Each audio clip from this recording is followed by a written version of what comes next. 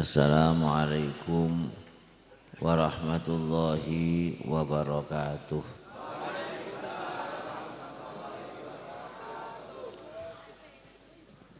Alhamdulillahilladzi hadana lihada wa ma kunna linahtadiya laula an hadanallah. Asyhadu an la ilaha illallah wahdahu la syarika la wa asyhadu anna Muhammadan abduhu wa rasuluh. Allahumma salli wa sallim wa barik ala sayyidina wa nabiyyina wa syafi'ina wa qurrati a'yunina Muhammad al-Fatihi lima ughliq wal khatimi lima sabaq nasil haqqi bil haqq wal hadi ila siratikal mustaqim wa ala alihi wa sahbihi haqqa qadrihi wa miqdarihil azim, amma ba'du. Para sedaya ngamuliaken para habaib, para ulama sedaya ngurmati khususnya sedherek kula sing ngajak-ajak kula semangat maca selawat Al-Mukarram Bapak Ki Agus Wahid, muga panjang umur fi taatillah saged nyemangatake selawat. Allahumma amin.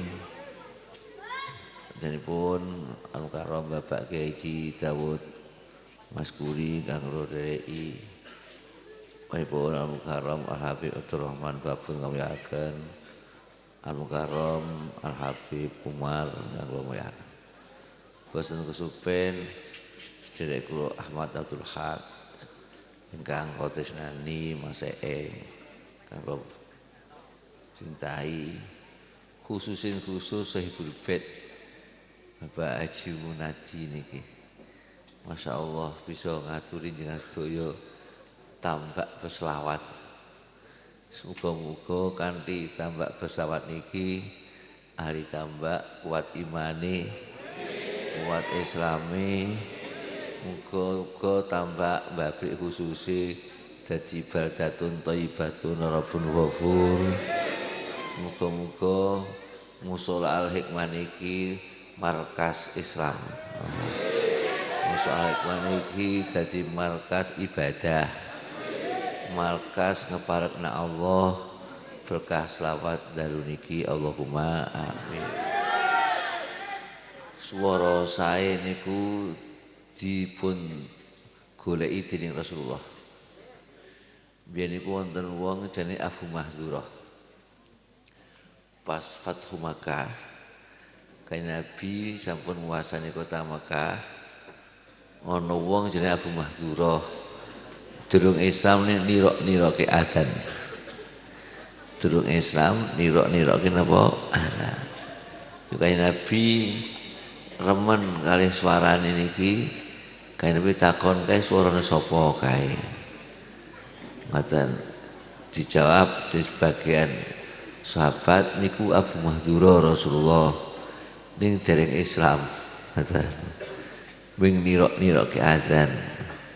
Ya wis panggil dereng Islam. Bahasan Rasulullah semrep Abu Mahdzurah namung dimek dadane tok. Langsung merasa dingin dugi tontong hati. Spontan baca asyhadu alla ilaha illallah wa asyhadu anna Muhammadar Rasulullah, masuk Islam. Tangane Kanjeng Nabi termasuk tibil qulubi wa dawaiha. Niku tangane tok dimek langsung seneng. Tangane Kanjeng Nabi. Nek sampean kok bisa malah bahaya sing dimeki rondo-rondo. Niku astane Kanjeng Nabi ngemek wong mangkel dimek langsung seneng. Astane Kanjeng Nabi. Monggo kapan-kapan kunjungan dimek Kanjeng Nabi senajan mengimpi muga-muga saged salaman Kanjeng Nabi. Amin ya robbal alamin. Tangan barokah. Jadi segala sesuatu anggota badanipun Kanjeng Nabi berkah. Niku panggih wonten sahabat naminipun Khalid bin Walid.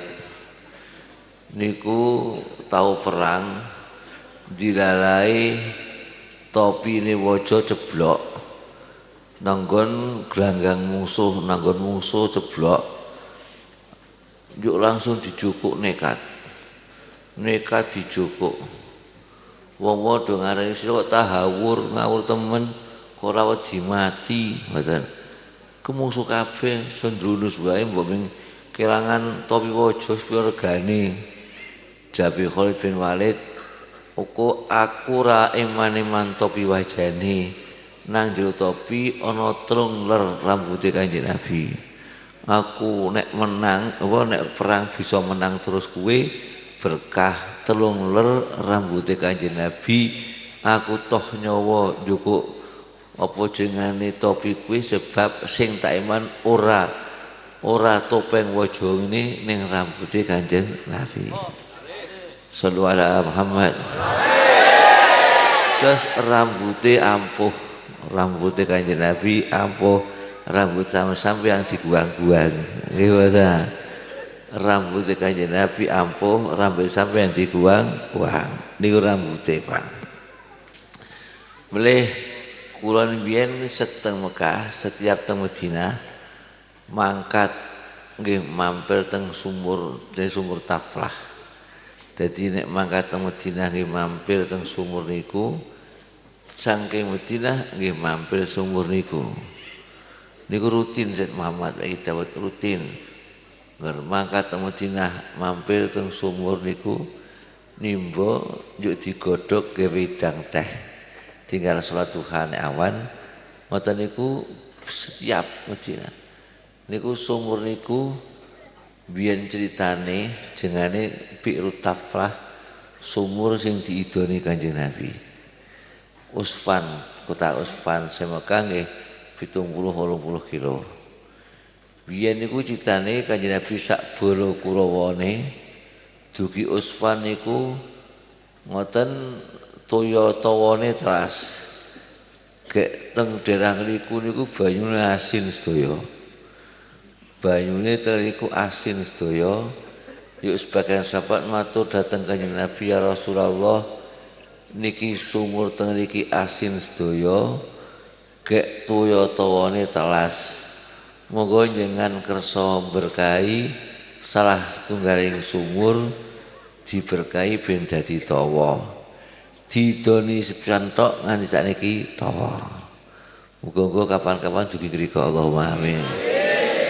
Niku biyen kula ndek Kabiyah ajek mbok saiki berangkat Madinah esuk Bali PP mampir teng riku Mbah Ki Dawud ming guna ngombe gawe dang teh sing banyu tau didoni Kanjeng Nabi. Dadi daerah riku niku sumure asin sedaya Mas Wahid kecuali sumur niku nganti saiki tawa. Dijenengi Bi'rut Taflah sumur sing didoni Kanjeng Nabi. Idune wae berkah, idune sampean wegah. Nggih paling sing seneng kuwi bojone tok. Iya. Masyaallah. Idune Kanjeng Nabi. Yo wong biyen niku ana wong ngaku-ngaku nabi. Jenenge Musailimah. Nek Kiai Jawa sok muni Musailamah. Ning seres Musailimah. Ana wong ngaku nabi, ngaku-ngaku dudu nabi ngaku nabi. Tidak ada nabi setelah Kanjeng Nabi Muhammad sallallahu alaihi wasallam. Jadi nek ana wong sing ngaku nabi wis pesek pisan, goblok teman nggih Pak. Wis pesek ngaku nabi, jejeg wae iku. Ngoten niku. Masyaallah. Kaum Musailimah sanjang ngeten Musailimah janjane iki sira nabi tenan apa ora to? Ayo tenanan. Nek nabi tenan yo kudune bisa nyanyi Muhammad kae. Muhammad kuwi ana sumur asin didoni dadi tawa. Jajal iso ngaku nabi berkahi sumur sing asin dadi tawa. Yo di sumur sing asin tak idonane ngoten to. Wah iki sumurku iki ya sithik-sithik rada amet jajal doni ben dadi tawa. Didoni cuh dadi pahit ra kena dombe. Niku nggih, masyaallah. Astane Kanjeng Nabi idune Kanjeng ampun luar biasa. Ana wong wedok sowan Kanjeng Nabi gendong anak cilik gundul ceprul rametu rambute. Jajal anak cilik gundul ceprul ora metu rambute. Langsung ibuke niku susah digendong sowan Kanjeng Nabi, ya Rasulullah. Niki anak kula pun semanten agenge babar blas mboten metu rambuté. Monggo njenengan berkahi ngoten. Yo dilus tok astane Kanjeng Nabi, Pak, mau dimek dadi Islam. Ni gundul ceprul dilap ngoten niku langsung jedul-jedul metu rambuté tanpa nganggo sampo lidah buaya ya. Iya ora sampo dimetok langsung metu rambute astane Kanjeng Nabi. Muga-muga kapan-kapan kula dilus Kanjeng Nabi, Allahumma amin. Niku panggih masyaallah luar biasa. Yo akhire kaumnya Musailimah krungu nek Nabi kita Nabi Agung Muhammad sallallahu alaihi wasallam ngelus gundul langsung metu rambute. Kaumnya Musailimah ki ana sing njaluk berkah Musailimah. Niku Nabi Muhammad sallallahu alaihi wasallam ngelus gundule cilik sing metu rambute langsung metu rambute. Jajan dengan berkaya anak kula. Yo diberkahi yo ana rambute ning arang-arang dilus rontok kabeh. Walhasil astane Kanjeng Nabi luar biasa. Niku astane Kanjeng Nabi sak api-apike wong sak ngalam donya, junjungan kita Nabi Agung Muhammad sallallahu alaihi wasallam. Wis ta bisa salaman tok senajan ngimpi untung luar biasa. Muga-muga dalu niki ana sing ngimpi ketemu Nabi sehingga disyafaati Kanjeng Nabi.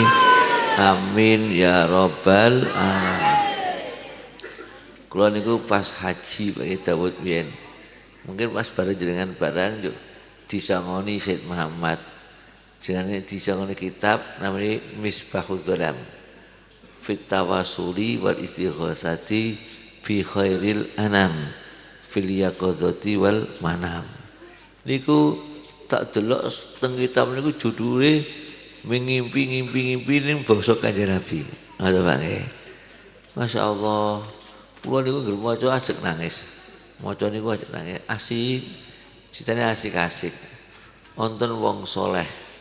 Wong soleh mulai Ramadan akhir tanggal 21 tadi 20 esuk iktikaf metu-metu malam bodo. Kepingin meraih Lailatul Qadar. Jadi kepingin meraih Lailatul Qadar iktikaf 10 dina.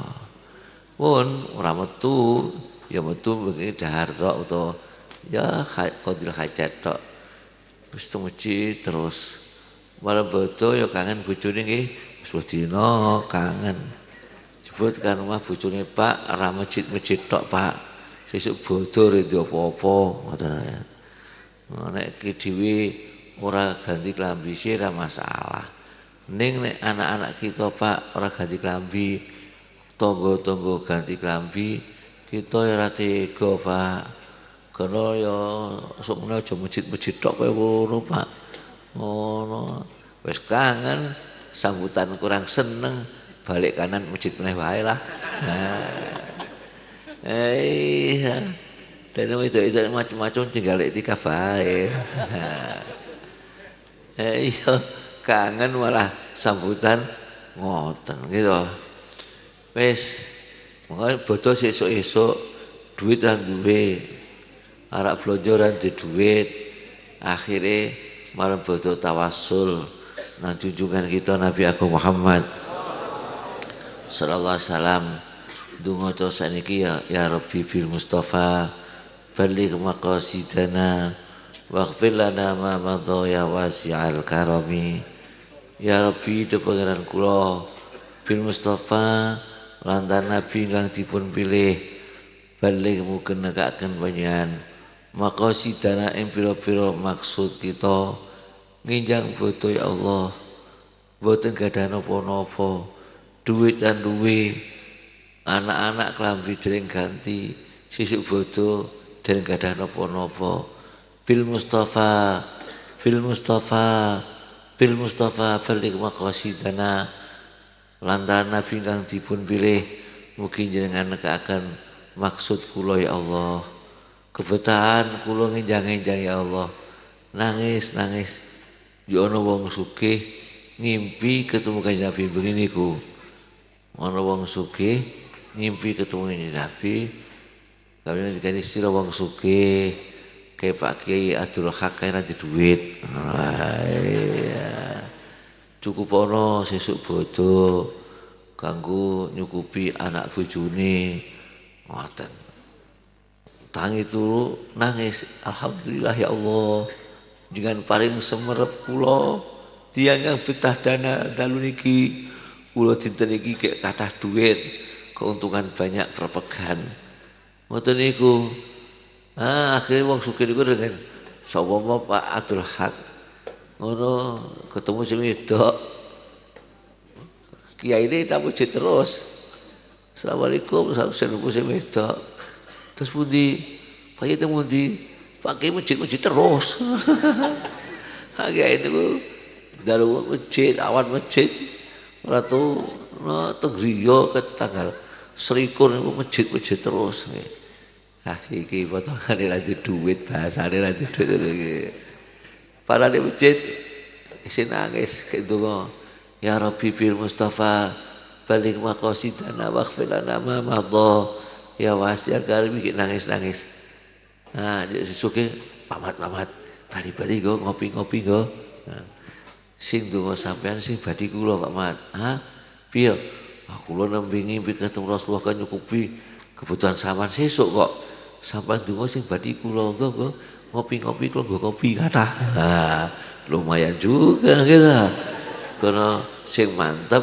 tawasul karo Kanjeng Nabi kudune mantep idil fata hasba tiqatihi rufi wa kullu man lam ya'taqid lam yantafi idil fata karena muda iku hasba tiqati kadar i'tiqadnya kadar keyakinannya rufi diangkat dunyane sing mantep mandi nek ra mantep ora mandi wa kullu man lam ya'taqid sapa ngerang beriktikad ora mantep layan tapi ora bisa ngalam manfaat dadi padha maca sawate sing mantep mandi sing ra mantep ora mandi semoga mantep kabeh mandi kabeh oleh syafaate Kanjeng Nabi kabeh amin ya rabbal jadi Kanjeng Nabi ku nyapangati donya nyapangati akhirat kena dengan sok sering maca wal habibul ladzi turja syafa'atuhu likulli haulin minal ahwali muqtahami wal habibu utawi kanjeng Nabi wal habibu kekasih Allah alladzi turja syafa'atuhu sing diarep karo syafaate ngoten likulli haulin setiap ana pekewuh minal ahwal sing pira-pira pekewuh kang menimpa dadi kula njenengan ana pekewuh sing menimpa perlu nyuwun syafaate Kanjeng Nabi. Biyen iku sahabat Jabir ngoten Pak nggih meh panen kurma bapake mati ndek utang kathah. Bapake kadi bapak mati teng perang Uhud ndek utang kathah yuk meh panen wong sing padha rumangsa ngutangi bapakne Jabir niku padha nagih sebab Jabir meh panen kurma. Mongko nek delok sak panenan niku mboten cukup kanggo nyarutang. Wong-wong wis nagih Jabir, utangi pakmu ya, ngono aku sarutangi sik teko meneh. Jabir aku terus nggo kurmamu pameh panen. Ono utangi bapakmu sarutangi sik. Sing padha ngutangi iki padha nagih njaluk disarutangi sik kabeh. Mongko nek delok nek didelok sak panenan kanggo nyarutang mboten sah Wis saiki enake sowan Rasulullah wae. Sowan Rasulullah, ya Rasulullah, ustusyida walidi Abdullah yauma Uhud, telah mati syahid bapak kula Abdullah wonten perang Uhud, wa alihi tuyun, tesih gadah utang kathah Rasulullah. Ha niki kula meh panen kurma, gek wong-wong niku pun sami nagih sedaya njaluk disarutange dhisik kabeh. Mongko nek kula tingali sak panen kanggo nyarutang mboten cekap. Jenengan kula aturi nyafaati to nulungi berkahi kebon kula. Monggo Rasul ya siap-siap Kanjeng Nabi nek dijaruni berkah kersa Pak nggih ngregakake niku ngregakake Kanjeng Nabi. Yo niku ngubengi dungani berkahi kebone Jabir. Ngoten diubengi pasan pun diubengi ngoten niku yo Kanjeng Nabi dawuhi Jabir kae ngono akono wong sing do unduk kurmamu. Nggih yo akon unduk wong pirang-pirang. Wis pasan wis oleh akeh wong-wong sing rumangsa ngutangi bapakmu kon rene kon do naker dewi-dewi. Nggih warani Kang aku bapakku diutang kok iso to ya ayo aku panen saiki tak karo dhewe-dhewe dadi sing durmangsa ngutangi diparani gon naker dhewe-dhewe kabeh pun wis Kanjeng Nabi nunggoni mawon tunggoni berkahi niku kula suwun ngregake sampai tindak teng kebun ndongake ngoten niku Pak nggih masyaallah cocok ngendikane Allah an-nabiyyu aula bil mu'minina min anfusihim utai kanjeng Nabi iku aula luwih utama bil mu'minina kalau mikirke wong-wong sing iman min anfusihim daripada wong iman mikirke awake dhewe niku wong-wong padha naker nganti rampung utange rentek rasul le panen ndung rampung insyaallah le panen durung rampung utange sah lunas jajal. Muga-muga kanthi selawat dalu niki sing diutang-utange sah kabeh. Berkah selawat dalu niki ngoten peringatan Isra Mi'raj dalu niki sing diutang-utange sah. Sing urung dijudu ndang-ndang judune teko. Ngoten sing wis duwe bojo muga-muga sakinah mawaddah warahmah dzurriyyah saleh salihah amin ya rabbal alamin. Walhasil cita berkah liwat Kanjeng Nabi syafaat kathah sanget. Jabir melih Jabir niku pernah perang karo Kanjeng Nabi bareng-bareng Bali untane Jabir beko. Untane Jabir beko. Disabet ora gelem mlayu. Yo Kanjeng Nabi ku nek tindak nang mburi dhewe sebab ngopeni sahabate. Ngopeni yo nyalip Jabir, lho kok isih nang kene. Wah niki unta kula beko Rasulullah. Mboten saged mboten purun mlaku niki beko niki. Untane beko.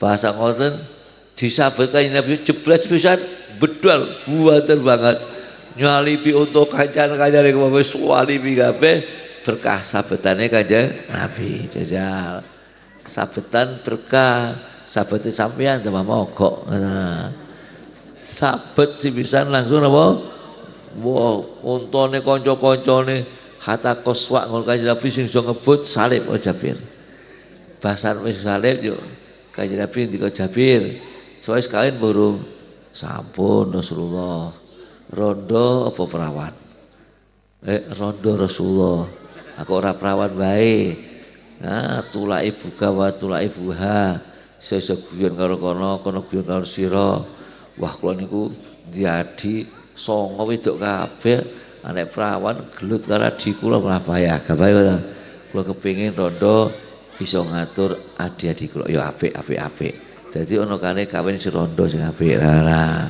Kok perlu rondo-rondo ki diopeni. Pasar pun ngoten Kanjeng Nabi utus sing bika wau wis bater ya Jabir atabiuni nakotaka apa sih ora ngedol tamu nang aku apa ngono utus sing wis banter niki sing nyalip sing banter atabiuni nakotaka apa sih ora dol tamu nang aku nggih jangan wantun pinter tak dol Kanjeng Nabi nek nuku wani larang nek adol wani murah samahan idza ishtara wa samahan idza ba. Kanjeng Nabi nek adol wani murah nek tuku wani larang. Nyang-nyangan nggih pun asal wonten acal. Ning kula nunut numpak gegere unta dugi griya Rasulullah. Ya ora apa-apa. Pun basa dugi Madinah Jabir suwan Rasulullah ngeterke untane ya duit. Sing nimbake duite Bilal. Wis tambahi pisan, le nambahi dinget tadi tambahi. Wis Bali lah duit pirang-pirang. Bahasan Bali godho dipanggil Bilal, Jabir panggil meneh. Jabir panggil Rasulullah. Wah iki nek untane baleke duite bali meneh rugi aku. Payah. Janu-janu ngoten. Jebul-jebul Rasulullah ngendika ya Jabir khudz darahimaka wa naqataka go bali duite sak untane jajal lumayan juga iku Rasulullah le ngenyang wani larang duite weke untane baleke niku Rasulullah gawe seneng sahabate dakwah Rasulullah ngoten niku gawe lega sahabate le nuku larang jebul untane baleke sak duite itulah Nabi kita, Nabi Agung Muhammad SAW. Muga-muga kula jenengan saged niru Kanjeng Nabi panggih. Masyaallah. Niku sistem Kanjeng Nabi dakwah gawe seneng panggih. Gawe seneng sahabat, gawe remen sahabat. Masyaallah. Kita nek niti sejarah Kanjeng Nabi panggih. Kanjeng Nabi niku luar biasa. Gawe seneng para sahabat luar biasa.